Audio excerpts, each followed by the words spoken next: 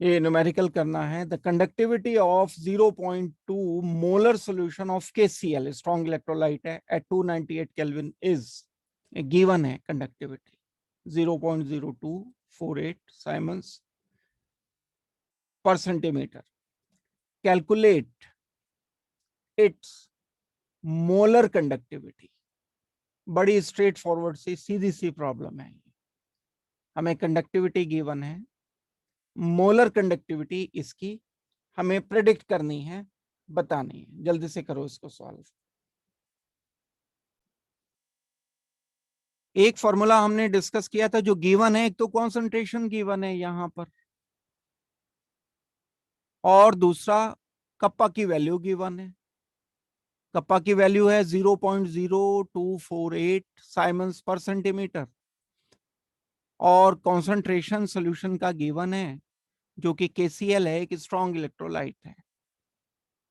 Molar conductivity हमें बताना है जो होती है kappa multiplied by 1000 divided by concentration C। तो मोलर कंडक्टिविटी किसके बराबर हो जाएगी? Kappa 0.0248 multiplied by 1000 divided bye 0.2। तो यहां से जब हम इसे कैलकुलेट करेंगे, 2 1 जार 2, 2 2 जार 4, 2 4 जार 8, 124,000 से मल्टीप्लाई किया, 123, ये डेसिमल हटा के 248 डिवाइडेड बाई 2 आ गया। That means 248 divided by 2 equal to ये आ जाएगा 124। यूनिट क्या रहेगी इसकी? साइमन्स सेंटीमीटर स्क्वायर पर मोल। साइमन्स सेंटीमीटर स्क्वायर पर मोल।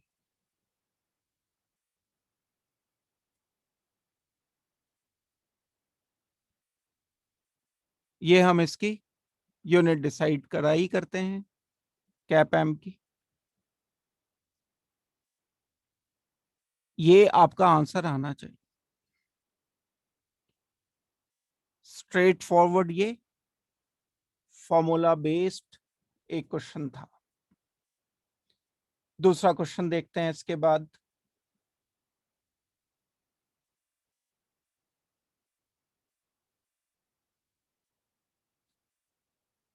ये है the resistance of a conductivity. Conductivity cell, पूरा सेल गिवन है, कंटेनिंग 0.001 मोलर KCl। सॉल्यूशन का कॉन्सेंट्रेशन गिवन है, टेम्परेचर फिक्स है, एक ये गिवन है, इज 1500 ओम्स। रेजिस्टेंस दे दिया गया यहां पर, ये 1500 ओम रेजिस्टेंस है। What is the cell constant? Cell constant बताना है।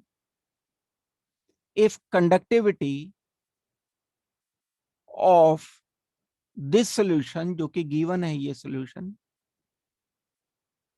इस सॉल्यूशन की कंडक्टिविटी सेम टेम्परेचर पर, इतने ही टेम्परेचर पर 298 केल्विन पर 0.146 इंटू 10⁻³ साइमन्स पर सेंटीमीटर हो अगर, तो आपको क्या बताना है? सेल कांस्टेंट बताना है। क्या होता है सेल कांस्टेंट? सेल कांस्टेंट अगर हम पुराने फॉर्मूला से देखते हैं तो किसके इक्वल आता है? Length upon area. बताओ। Length upon area sir. Cell constant जो आता है किसके इक्वल आता है? हमारे पास एक फॉर्मूला होता है K is equal to kappa is equal to G multiplied by length over a, area, इन दोनों के बीच की लेंथ जो इलेक्ट्रोड्स होते हैं, और जो एरिया है इस इलेक्ट्रोड का, वो किसी एक गिवन सेल के लिए L ओवर ए कांस्टेंट ही रहेगा, क्योंकि ये डिस्टेंस और इसका एरिया तो फिक्स रहेगा, तो इसको सेल कांस्टेंट इसी को कहते हैं। तो kappa is equal to G multiplied by cell constant. Cell constant क्या हो जाएगा? सेल कांस्टेंट हो जाएगा is equal to kappa over G, और G क्या है? 1 ओवर R है। That means kappa multiplied by R हो जाएगा। तो हम इस सेल कांस्टेंट की वैल्यू निकाल सकते हैं। That means cell constant will be equal to, ये cell constant is equal to kappa over 1 over R is equal to हो जाएगा कप्पा, ये R ऊपर आकर के मल्टीप्लाइड बाई R। ये वैल्यू हमें रिक्वायर्ड है। कप्पा मुझे पता है, R मुझे पता है, तो cell constant will B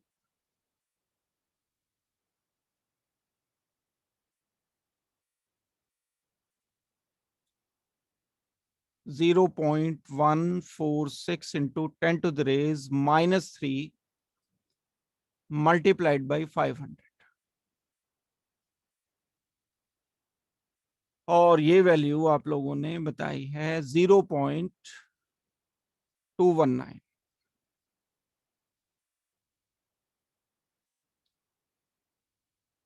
into, ये हो जाएगी, बस 1 ही आ जाएगा, ये centimetre inverse cell constant. Unit रखेंगे इसकी सेंटीमीटर इनवर्स में, क्योंकि लेंथ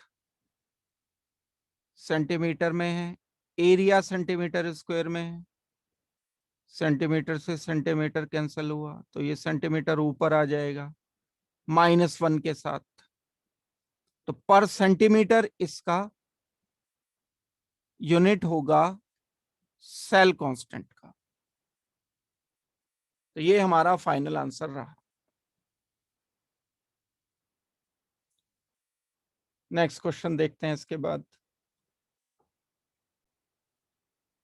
इस क्वेश्चन में एक मिथेनोइक एसिड का बहुत डाइल्यूट सॉल्यूशन है। आप सोचो 2.5 into 10 to the raise -4 molar, इतने कम मोल्स डिसॉल्व हैं 1 लीटर में, और मिथेनोइक एसिड होता भी वीक एसिड है, तो इसकी कंडक्टिविटी आ गई 5.25 into 10 to the raise -5, 7 siemens पर सेंटीमीटर। क्या कैलकुलेट करना है? मोलर कंडक्टिविटी कैलकुलेट करना है, and degree of dissociation alpha भी कैलकुलेट करना है। जो दिया हुआ है हमें, वो H पॉजिटिव के लिए लैम्डा 0 या इनफाइनाइट बोल सकते हो आप, इनफाइनाइट कंडक्टिविटी पर H पॉजिटिव की कंडक्टिविटी ये कितनी गिवन है? 349.5, और एसिटेट आयन की गिवन है। तो सीधा सा क्वेश्चन है, बहुत ज्यादा कुछ इसमें सोचने का नहीं है। आप एक बार इसे ट्राई करो, करता हूं मैं डिस्कस फिर इसको। 1 मिनट दे रहा हूं करने के लिए, नोटबुक पर लिख करके सॉल्व करना है। इसमें मिथेनोइक एसिड जो कि एक वीक एसिड होता है, उसके लिए सबसे पहले हम कैलकुलेट कर लेंगे cap M molar conductivity. Kappa multiplied by 1000 divided by concentration, ये आ जाएगी वैल्यू मोलर कंडक्टिविटी की।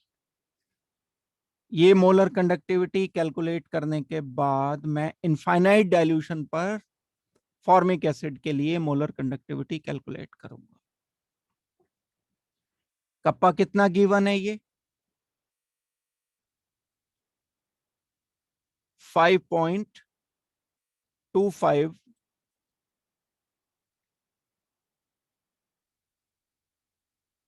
into 10 to the raise minus 5 multiplied by 1000 divided by concentration कितना गिवन था, ये कॉन्सेंट्रेशन 2.5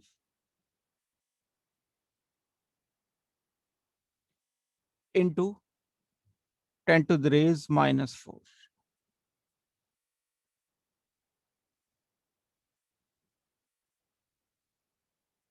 अब हम जब इसको सॉल्व करेंगे तो जो भी वैल्यू आएगा -4 से -4 ये कैंसिल हो गया, -1 बचा, -1 से इसको 0 को हटा दिया, एक 100 बच गया, 100 को इससे किया तो अल्टीमेटली ये आ गया मेरे पास 525 डिवाइडेड बाय 2.5। अगर मैं इसको यहां से हटा के एक और 0 लिख देता हूं तो सॉल्व किया जा सकता है। 5 से कैंसिल कर दो आप इसे, 1 मिनट में कैलकुलेटर से कर ही लेता हूं इसको।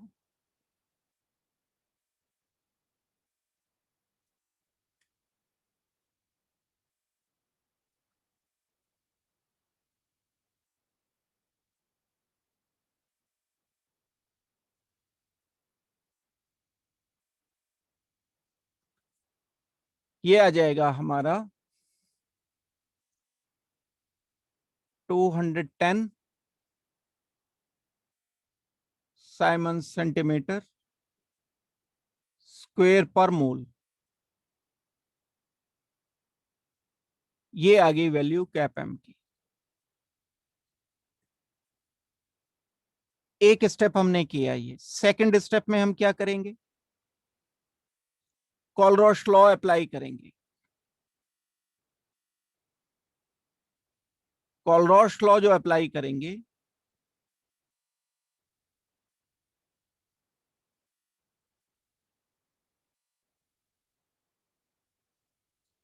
क्या कहता है Kohlrausch law, lambda m infinite for acetic acid is equal to lambda m infinite for h positive plus lambda m infinite for h positive हो गया एसिटेट आयन CH3CO नेगेटिव। ये गिवन है वैल्यू हमें, ये वैल्यू हमें given है, ये निकल जाएगी। एक ये वैल्यू और एक ये वैल्यू, बल्कि मुझे इसे कैप लिखना चाहिए क्योंकि मैं पूरे मॉलिक्यूल के निकाल रहा हूं। तो मैं इसको लैम्डा इनफाइनाइट को जब कैलकुलेट कर दूंगा तो ये आना चाहिए इन दोनों का सबमिशन, इसका एंड इसका। ये हो जाएगा 349.5 प्लस 50.5 49.5 50.5। तो ये हो गया हमारा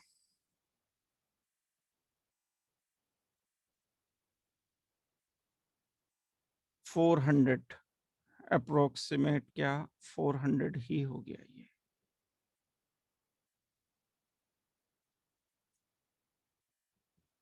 यूनिट क्या रहेगी, सेम ये रहेगी यूनिट जो ये थी, साइमन्स सेंटीमीटर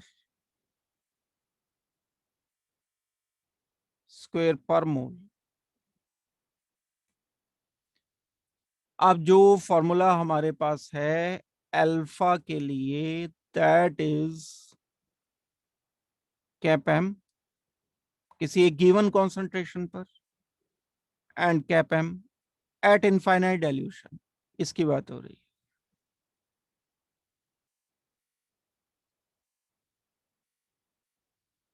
क्या कर देंगे हम, कैप एम कितना था, ये था 210, इनफाइनाइट डाइल्यूशन पर ये आ गया 400, अप्रोक्सीमेटली 0.5 के आसपास आ जाएगा। कैलकुलेट किया होगा किसी ने, 0.52, तो ये वैसे भी लग रहा है 200 400 है, अगर अप्रोक्सीमेशन लगा दूं मैं तो 0.5 हो गया। ये अल्फा की वैल्यू आ गई अप्रोक्सीमेटली 0.525, यूनिट नहीं होगी कोई इसकी, नंबर है ये ऊपर क्या लिखूंगा मैं, 210 साइमंस सेंटीमीटर स्क्वायर पर मोल, ये भी 400 साइमंस सेंटीमीटर स्क्वायर पर मोल, तो दोनों कैंसिल हो जाएंगे, तो ये तो नंबर है, रिलेटिव नंबर होता है ये alpha, degree of dissociation. I hope कि ये बात सबको समझ लग गई होगी। इंपॉर्टेंट प्रॉब्लम है ये वाली, ऐसी प्रॉब्लम बोर्ड में आती हैं। रादर ये जो क्वेश्चन है, ये लास्ट के जो 2-3 क्वेश्चन मैं करा रहा हूं न्यूमेरिकल, ये प्रीवियस क्वेश्चंस ही हैं जो पूछे गए हैं, सैंपल पेपर के क्वेश्चन है, जो पुराने क्वेश्चन आपके बोर्ड में आए हुए हैं, ये वही क्वेश्चंस हैं।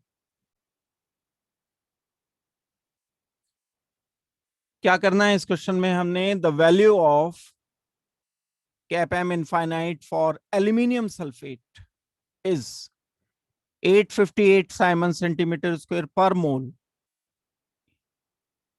ठीक हो गई बात। while lambda m infinite for sulfate ion is 160 Simon centimeter square per mole. Calculate limiting ionic conductivity, limiting conductivity infinite dilution पर ही डेफिनेटली, एल्यूमिनियम 3 पॉजिटिव की निकालनी है, तो बड़ी स्ट्रेट फॉरवर्ड सी प्रॉब्लम है, सीधी सीधी सी। जल्दी से इसको सभी को सॉल्व करना है, ये तो कर लोगे। कॉलोश लॉ सोचो, कॉलोश लॉ लगाओ और सॉल्व करके बता दो।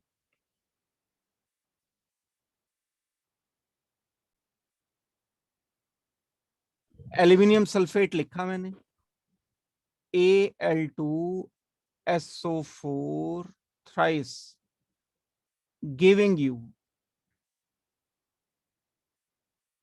2Al3 positive plus 3SO4 2 negative. अब जो कॉलरॉश लॉ कहता है वो ये कहता है कि इस मॉलिक्यूल की मोलर कंडक्टिविटी, जो कि लिमिटिंग मैं काउंट करना चाहता हूं इनफाइनाइट डाइल्यूशन पर, यहां 0 भी लिख दिया जाता है, इनफाइनाइट भी लिख दिया जाता है, will be equal to limiting conductivity of aluminium ion Al3 positive infinite dilution पर multiplied by 2 plus sulphate ion की जो भी कंडक्टिविटी इनफाइनाइट डाइल्यूशन पर मोलर कंडक्टिविटी है SO4 2 नेगेटिव की, बैलेंस केमिकल इक्वेशन का 3 यहां लिखना होगा।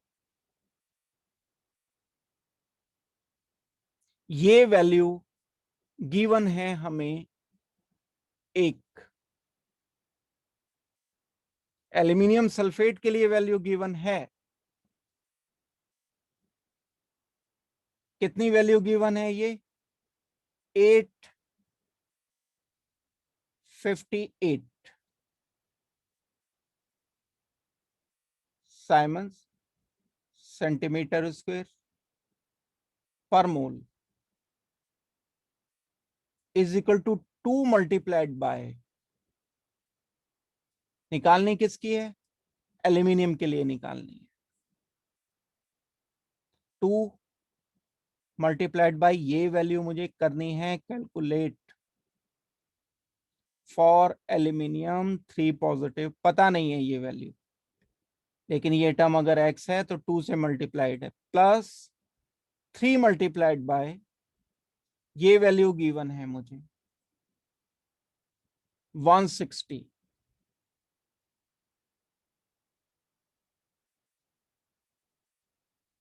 यूनिट लिखेंगे। क्या करूंगा मैं अब? 858 16 मल्टीप्लाइड बाय 3 480 हो गया। ये 480 को इधर ले आए, माइनस हो गया, माइनस 480। ये 2 मल्टीप्लीकेशन में नीचे आ जाएगा, divided by 2 is equal two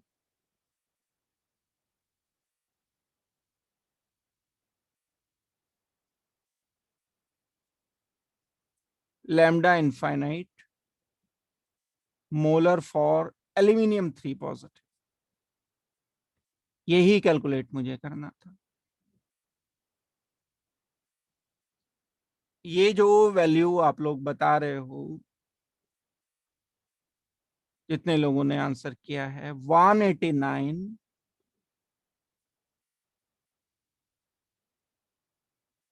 unit तो वही रहेगी, साइमन सेंटीमीटर स्क्वायर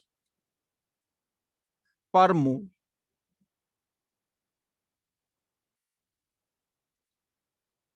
ये कोलरॉश लॉ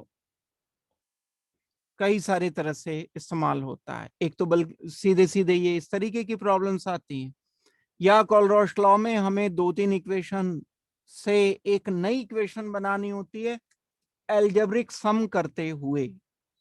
हम एल्जेब्रिक सम करेंगे किसी का और एल्जेब्रिक सम करके नई इक्वेशन बना देंगे, उससे ये कैलकुलेट किया जा सकता है। तो ये प्रॉब्लम बड़ी आसान सी प्रॉब्लम थी, लेकिन कोलरॉश लॉ प्रॉपरली आपको अप्लाई करना पड़ेगा। चलो आगे बढ़ते हैं। आई होप कि ये वाली बात सबको समझ लग गई होगी। नेक्स्ट क्वेश्चन देखते हैं। इसमें कुछ पूछना तो नहीं है किसी को?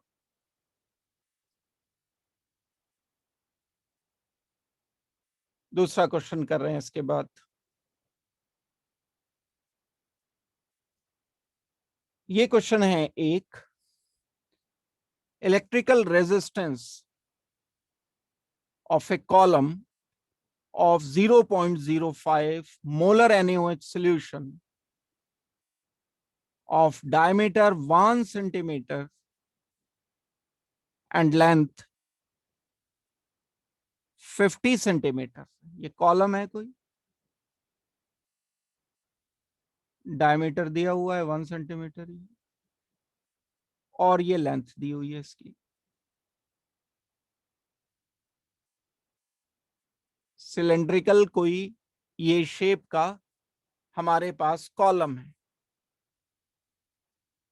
और इसका इलेक्ट्रिकल रेजिस्टेंस हमें दिया हुआ है 5.55 इंटू 10⁻³ ओम्स। तो जी निकाल सकते हैं हम यहाँ। Calculate its resistivity, conductivity and molar conductivity. ये सब चीजें इसकी कैलकुलेट करनी है। तो हल्का सा ट्रिकी है ये, आपको एरिया और बाकी सारी चीजें सोचते हुए हिंट दे रहा हूं मैं इसे। जैसे हम रेजिस्टिविटी के लिए एक फॉर्मूला था हमारा, rho is equal to r multiplied by area divided by length, यही तो करते थे हम। तो एरिया क्या रहेगा अब इसका? ऐसा कुछ रहे। सर्कल का एरिया क्या होगा? पाई आर स्क्वायर। रेडियस गिवन है, डायमीटर गिवन है, रेडियस गिवन है। तो हम इस सरफेस का एरिया निकाल लेंगे। ये सरफेस का एरिया हमने कैलकुलेट कर लिया।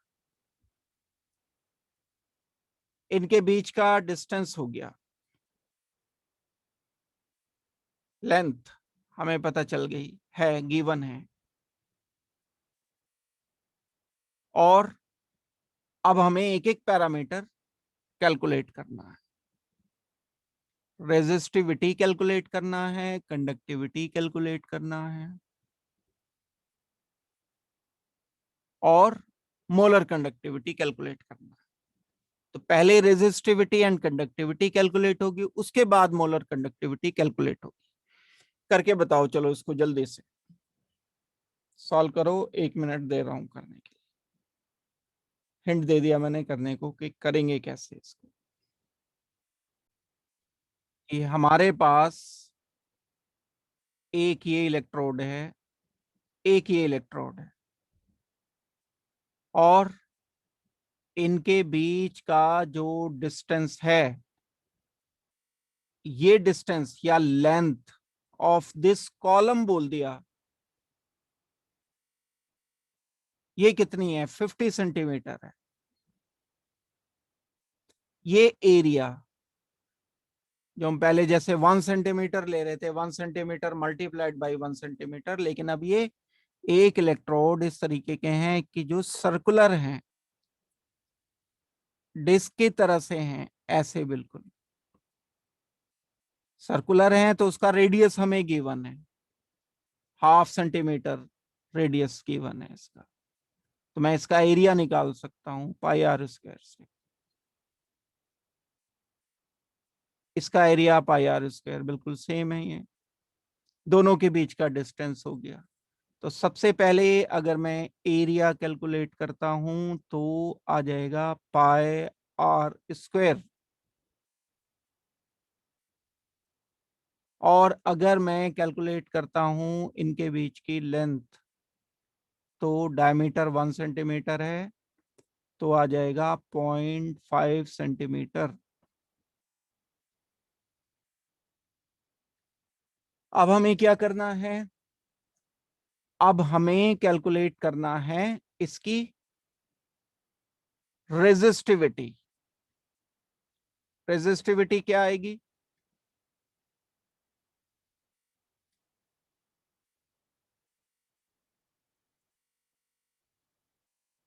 रेजिस्टेंस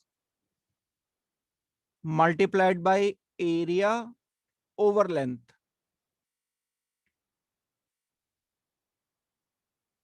कितना गिवन है रेजिस्टेंस इसका? सॉल्यूशन इसमें भरा हुआ है कौन सा?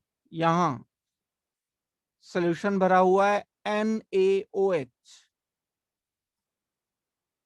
ऐसा NaOH जिसका कॉन्सेंट्रेशन 0.05 मोलर है।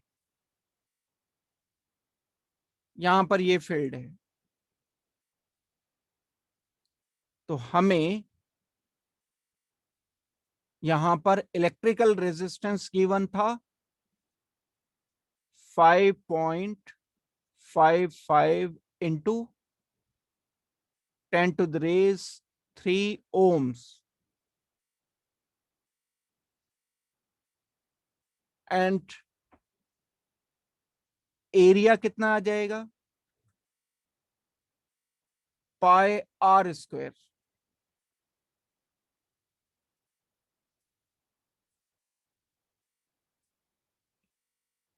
आर कितना था?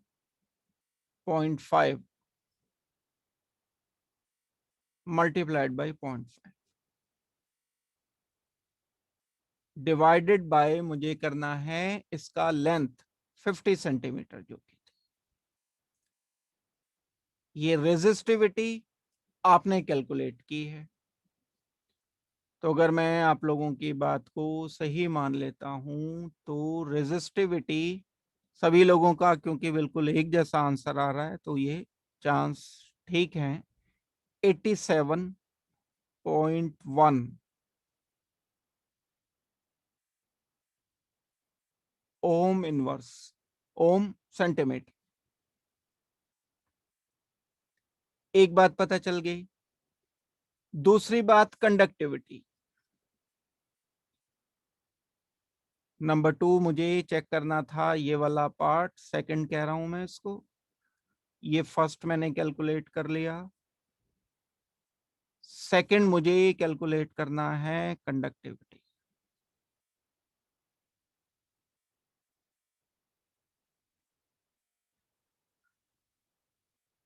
क्या करना होता है कंडक्टिविटी के लिए? कप्पा इज इक्वल टू क्या होगा? रेसिप्रोकल ऑफ रेजिस्टिविटी, 1/रो। ये रेजिस्टिविटी है, तो मुझे क्या लिखना है?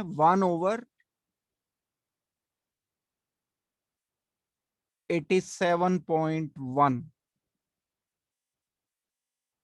जो भी आंसर आएगा वो होगा किसमें? ओम inverse, centimetre inverse. Ohm inverse को क्या कहते हैं? साइमंस। And centimetre inverse.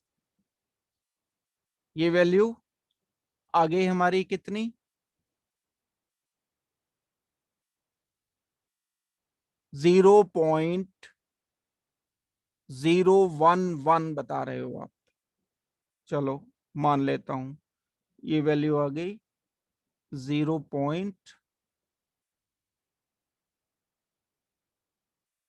कितनी थी?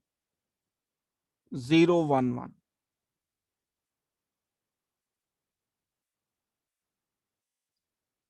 ओम इनवर्स, सेंटीमीटर इनवर्स। थर्ड चीज हमें क्या निकालनी थी? मोलर कंडक्टिविटी निकालनी थी। Third, molar conductivity.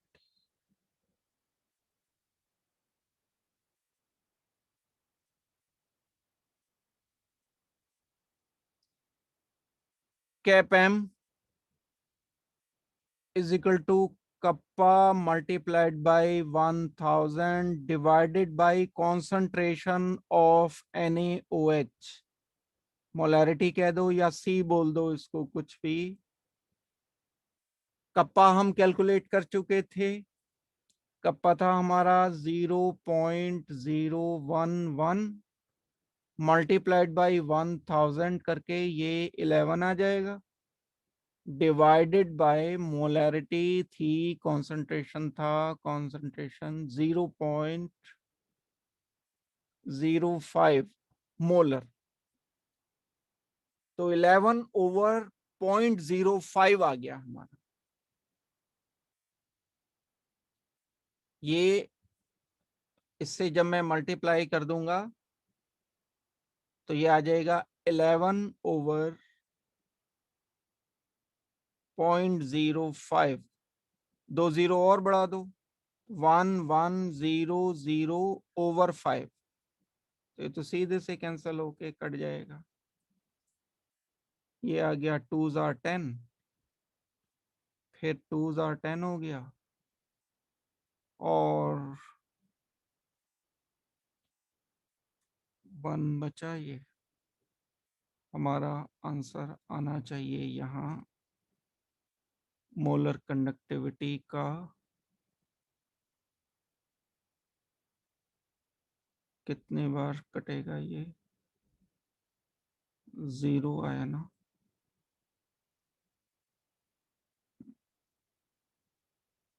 ये आ गई वैल्यू 1100 डिवाइडेड बाई 5, जो भी है वैल्यू कैलकुलेट करके अप्रोक्सीमेटली ये 220 के आसपास आ जाए। सेंटीमीटर स्क्वायर पर मोल, ये आई वैल्यू मोलर कंडक्टिविटी की। तो कई बार क्या करते हैं, इस क्वेश्चन से क्या आइडिया लगा कि हमें इन इलेक्ट्रोड की अलग अलग शेप दी जा सकती है। जैसे अभी तक हम क्या करते आ रहे थे, ऐसे करते आ रहे थे इन इलेक्ट्रोड्स को, इस तरह से करते आ रहे थे। अब इसका एरिया तो लेंथ इनटू ब्रेड्थ हो जाएगा, लेकिन अब ये सर्कुलर दे दिया तो एरिया देखना पड़ेगा। एरिया यहां हमें किसी सर्कल का निकालना पड़ेगा। चलो, कुछ किसी को डाउट है तो बता दो भाई।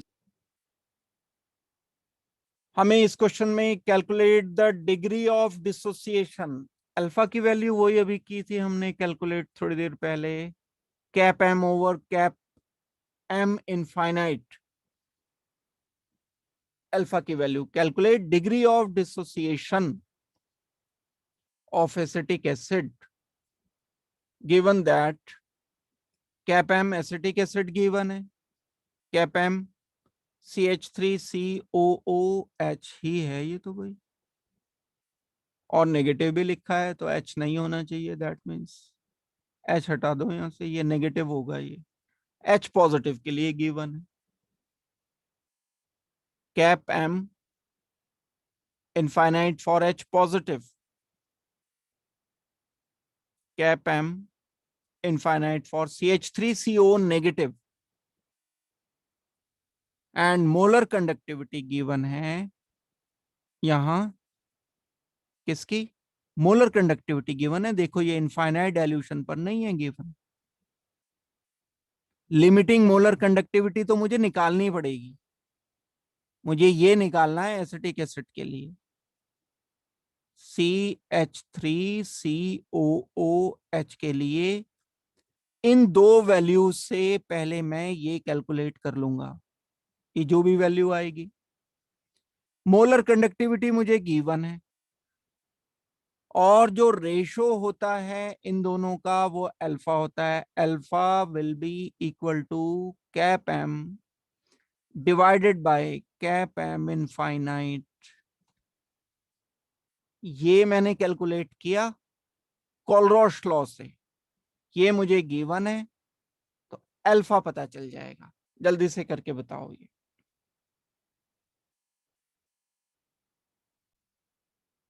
देखो इसको बड़ी तेजी से मैं बता रहा हूं क्योंकि बड़ा आसान सा क्वेश्चन है ये, इसमें कुछ ऐसा बहुत ज्यादा नहीं है करने को। हमें जो गिवन है वो cap M for acetic acid given है,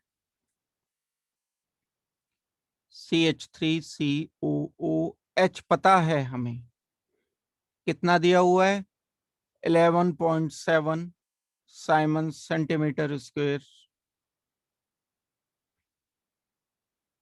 पर मोल। और क्या गिवन है, cap M H positive given है, डिग्री ऑफ डिसोसिएशन हमें निकालना है, तो कैप एम इनफाइनाइट मैं निकाल सकता हूं फॉर एसिटिक एसिड। क्या आ जाएगा, lambda infinite for acetate ion CH3CO negative, correction कराया था मैंने यहां पर negative, plus for H positive. अब यहाँ तो 1 and 1 है तो कोई इशू नहीं है नंबर का, इसमें कंफ्यूजन लग जाता है, जैसे अभी एल्यूमिनियम सल्फेट में आया था, तो नंबर का ध्यान रखना। तो ये जो वैल्यूज गिवन है हमें, ये और ये, इनका सबमिशन करना होगा, हमें इन दोनों को ऐड कर देना होगा। 40.9 प्लस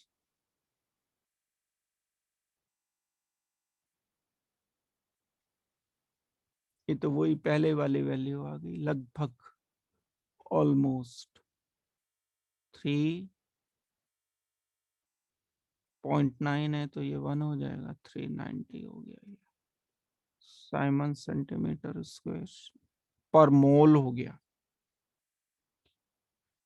अब ये वैल्यू हम निकाल चुके हैं, ये हमें गिवन है, इनका रेशो जो हो जाएगा वो अल्फा हो जाएगा, alpha will be equal to cap M over cap M infinite,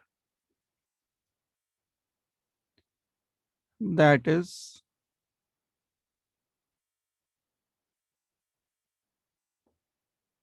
कितना गिवन था, cap M 11.7, cap M infinite कितना कैलकुलेट किया हमने 390।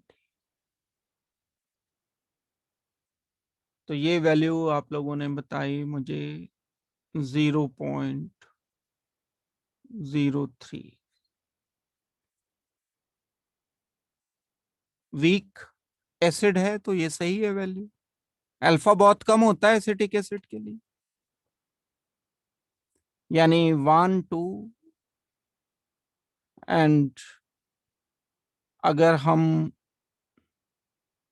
मॉलिक्यूल लेते हैं 100, तो उसमें से 3 मॉलिक्यूल डिसोसिएट होंगे। इसका मतलब ये है अगर टोटल 100 एसिटिक एसिड मॉलिक्यूल लेते हैं तो आयोनाइजेशन 3 मॉलिक्यूल का होगा, CH3CO नेगेटिव। जो बनेंगे वो 3 बनेंगे 100 में से। डिग्री ऑफ डिसोसिएशन 0.001 होने का मतलब यही तो हो गया ना, 3/100। Total molecule taken, molecule getting dissociated into ions, यही तो डिग्री ऑफ डिसोसिएशन होता है। तो ये 0.03 मींस ये बहुत वीक इलेक्ट्रोलाइट है। कई बार ऐसे क्वेश्चन में थ्योरी भी टच कर देंगे, कहीं पूछ लेंगे कि ये वीक इलेक्ट्रोलाइट है या स्ट्रॉन्ग इलेक्ट्रोलाइट, अननोन कोई कंपाउंड दे दिया। यहाँ तो देख के ही पता चल रहा है कि ये एसिटिक एसिड है। ठीक है भाई, एक क्वेश्चन और कर लेते हैं बस, लास्ट।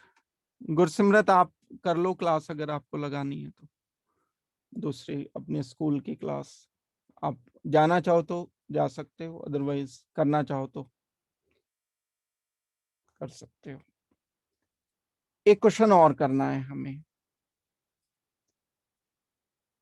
और ये भी कोलरोश लॉ पर ही बेस्ड है। Calculate cap M infinite for acetic acid given. HCl के लिए गिवन है ये वैल्यू इनफाइनाइट डाइल्यूशन पर, molar conductivity of HCl। NaCl के लिए गिवन है, एंड सोडियम एसिटेट के लिए गिवन है। और हमें निकालने किसके लिए है? ये तो बिल्कुल प्योर कोलरोश लॉ है। यहां पर हम एक ऐसी इक्वेशन बनाएंगे, जो काम हम इक्वेशन के साथ कर लें वही काम हम इस डेटा के साथ कर लें अगर, तो हमारा cap M infinite acetic acid के लिए कैलकुलेट हो जाएगा। तो कोलरोश लॉ अप्लाई करते हुए ट्राई करो इसको जल्दी से, 1 मिनट दे रहा हूं करने के लिए।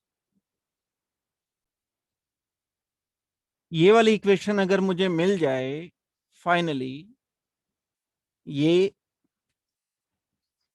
Cap M infinite acetic acid के लिए मुझे चाहिए।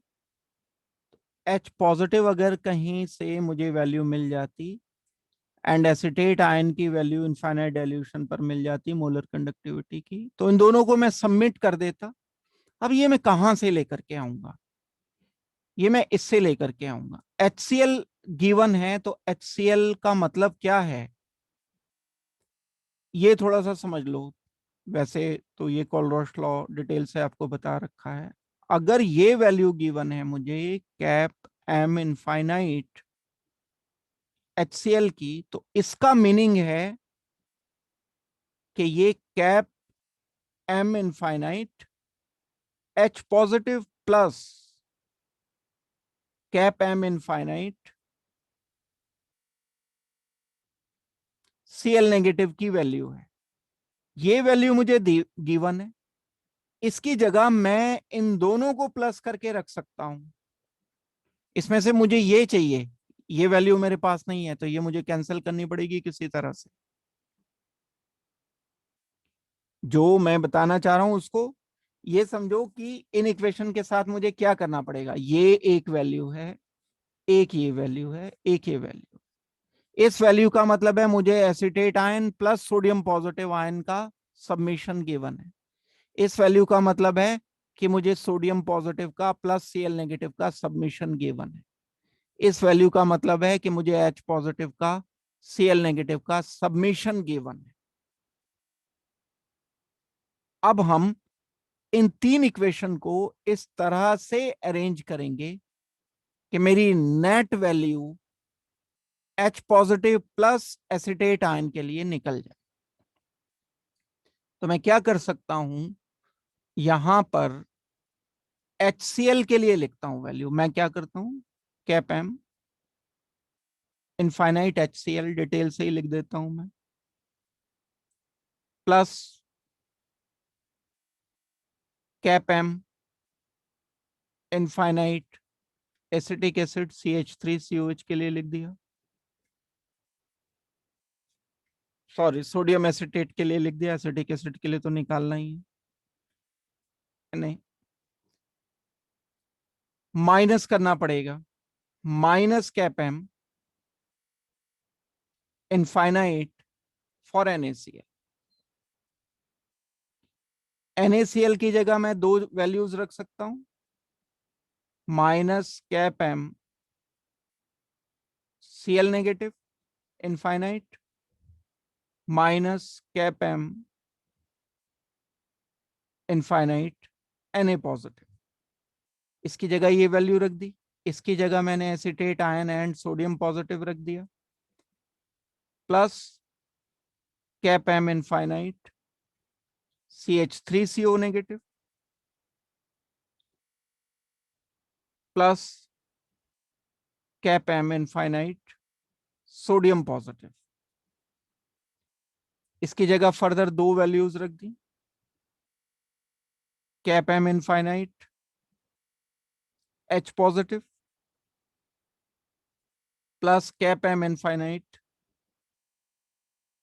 Cl negative. अब इसमें से कुछ कैंसिल हो जाएंगे, ये सोडियम पॉजिटिव इस सोडियम पॉजिटिव के वैल्यू से, क्योंकि ये नेगेटिव टर्म है ये पॉजिटिव टर्म है तो कैंसिल हो गया, ये Cl नेगेटिव एंड ये Cl नेगेटिव कैंसिल, बचे क्या रह गए मेरे पास, ये पॉजिटिव एंड एसिटेट आयन, वही मुझे चाहिए था, ये दोनों की वैल्यूज का समीशन ये आएगा। दैट मीन्स जो काम मैंने इस इक्वेशन के साथ किया है वही काम अब मैं इनकी वैल्यूज के साथ कर दूंगा। तो मैंने क्या किया था, HCl वाले को इसको तो प्लस किया था, क्या थी HCl की वैल्यू 426 थी, प्लस साथ में दूसरा मुझे करना था एसिटिक एसिड का, सॉरी सॉरी सोडियम एसिटेट का, ये Na था इसके साथ, प्लस मैं कर दूंगा 91, माइनस मुझे करना है इस NaCl की वैल्यू कितनी है 126, यूनिट क्या होगी इसकी, साइमन सेंटीमीटर स्क्वायर पर मोल। ओवरऑल मैं क्या कर देता हूं, जब मैं इसको प्लस माइनस करूंगा, इन दोनों को प्लस किया इसमें से माइनस किया,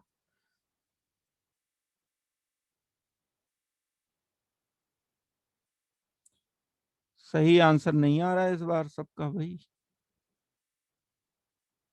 गड़बड़ है, प्लस करो इन दोनों को, ये हो गया 7,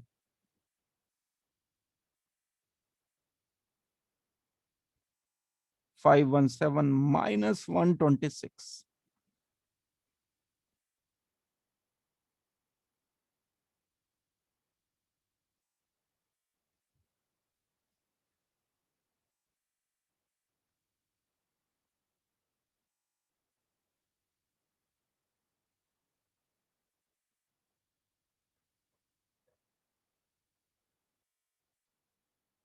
कितनी आई ये वैल्यू,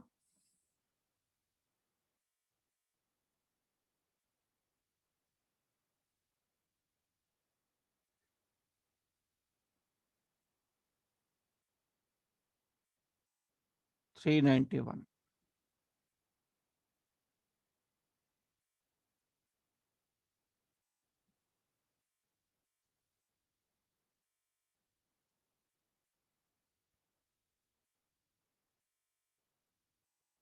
साइमन सेंटीमीटर स्क्वायर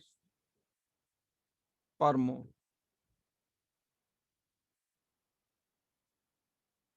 ये टिपिकल वे है एक सॉल्व करने का कोलरोश लॉ के तरीके से।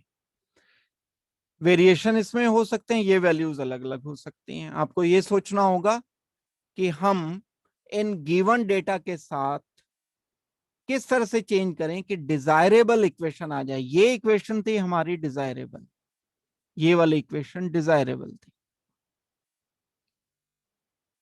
इस डिजायरेबल इक्वेशन को लाने के लिए मैंने इन 3 डेटा के साथ जो किया वही इनके वैल्यूज के साथ किया जाएगा। ये रहेगा तरीका।